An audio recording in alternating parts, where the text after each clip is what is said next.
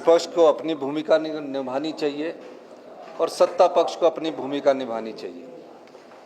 विपक्ष सवाल उठाए, प्रश्न करे और सरकार को उनका उत्तर देना है, पर विपक्ष सदन का वॉकआउट करके चला जाए, वो अच्छी परंपरा नहीं है।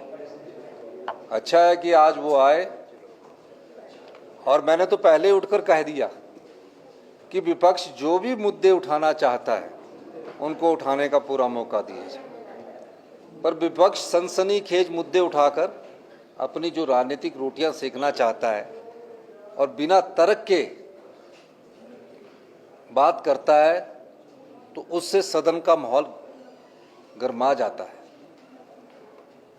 और निश्चित तौर पर वो कोई ना कोई बहाना पकड़ के वॉकआउट करके बाहर निकल जाते हैं।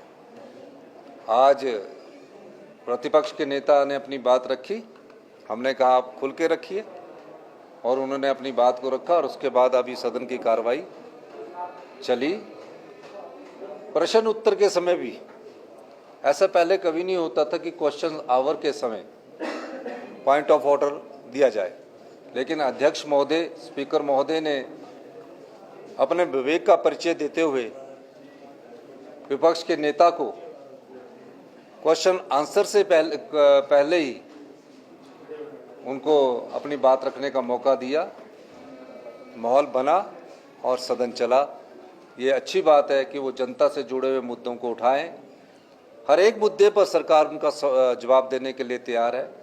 मैं दावे के साथ कह सकता हूं कि विपक्ष को चर्चा से भागना नहीं चाहिए, अपने मुद्दे उठाने चाहिए। मैं विधानसभा में अंदर सभा पटल पर एक स्टेटमेंट दूंगा, और ऐसा नहीं है कि किसी की सैलरी को रोका जा रहा है। सरकारी कर्मचारी और अधिकारी हमारे भाई है। जब फाइनेंशियल डिसिप्लिन लाना होता है तो इस प्रकार की थोड़ी सी समस्या रहती है, और उसको ठीक ढंग से हमने प्रदेश को आगे बढ़ाना है। बोर्ड निगमों की और इनकी सैलरी तो निकल रही है, जो सरकारी विभाग है उसमें थोड़ा सा सिस्टम को ठीक कर रहे हैं, और निश्चित तौर पर अभी आने वाले समय में जो उनकी सैलरी है उसको निकाल दिया जाएगा। प्राइस होता है उससे कम बोलियां पहले भी नियमों के मुताबिक आती है। 5 जगह ठेकों की नीलामी की बात हुई थी, तो मैं ये कहना चाहूँगा कि उसको हमने जवाब दिया, क्योंकि उस समय वो कल भी वॉकआउट था, 2 दिन से जवाब था। तो हमने 1 साल में 485 करोड़ रुपए शराब की बिक्री से कमाए, और जो भारतीय जनता पार्टी 5 साल के 665 करोड़ रुपए कमाए हैं। तो आप अंदाजा लगाइए कि किसमें कहाँ अनियमितताएं हैं। आर्थिक संकट नहीं है भैया। अगर किसी फिस्कल डिसिप्लिन करना, आर्थिक संकट से हम उबर रहे हैं, आर्थिक संकट को हम पार कर चुके हैं। अब डिसिप्लिन लाकर हिमाचल प्रदेश को सेल्फ रिलायंट बनाने की तरफ, आत्मनिर्भर हिमाचल बनाने की तरफ ये चेंजिंग जरूरी है, और इसमें फैसले किए जाएंगे। आर्थिक संकट कब होता है?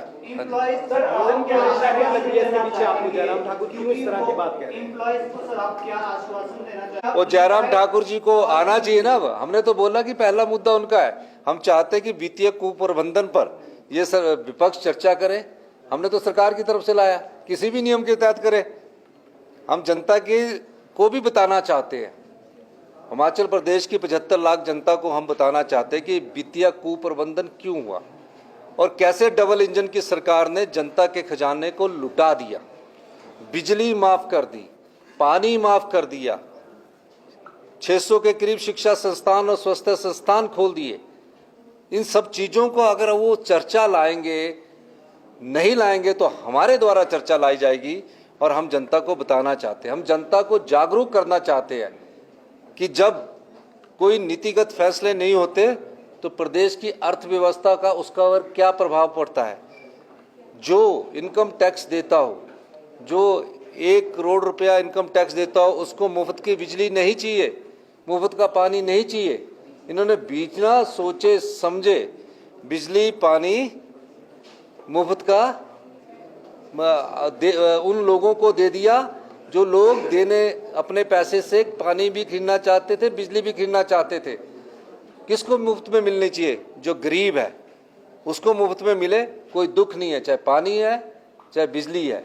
तो इन सब चीज़ों के मद्देनज़र जयराम जी ने जो 5 साल इस प्रदेश के खजाने को लुटाया है, उस दृष्टिकोण से उन्हें चर्चा लानी चाहिए। हमारी सरकार किसी भी नियम के तहत उन चर्चा को तैयार करने के लिए तैयार है। रिसोर्स मोबिलाइजेशन को मजबूत करने के लिए और उठाने के लिए, राजस्व में वृद्धि करने के लिए हमने प्रमुख कदम उठाए हैं। उसमें सबसे बड़ा कदम जो है वो जो बिजली है, जो लोग बिजली का बिल देना चाहते हैं, कई लोग मुझसे संपर्क कर रहे हैं, तकरीबन काफ़ी लोगों ने मुझसे संपर्क किया कि हम बिजली का बिल देना चाहते हैं और हमारे से बिजली का बिल लिया जाए।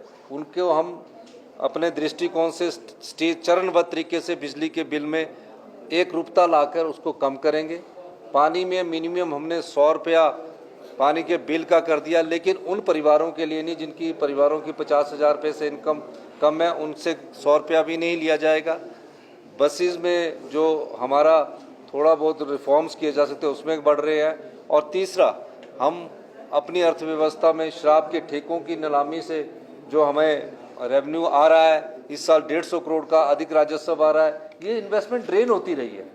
तो और भी कई, जैसे डीजल के में हम और बढ़ा रहे हैं, तो इन सब चीज़ों को बढ़ाकर हम आगे बढ़ रहे हैं। मेरा ये मानना है कि सरकारी कर्मचारी अधिकारियों के सहयोग से हम प्रदेश की अर्थव्यवस्था को आगे बढ़ा रहे हैं। बहुत बहुत धन्यवाद।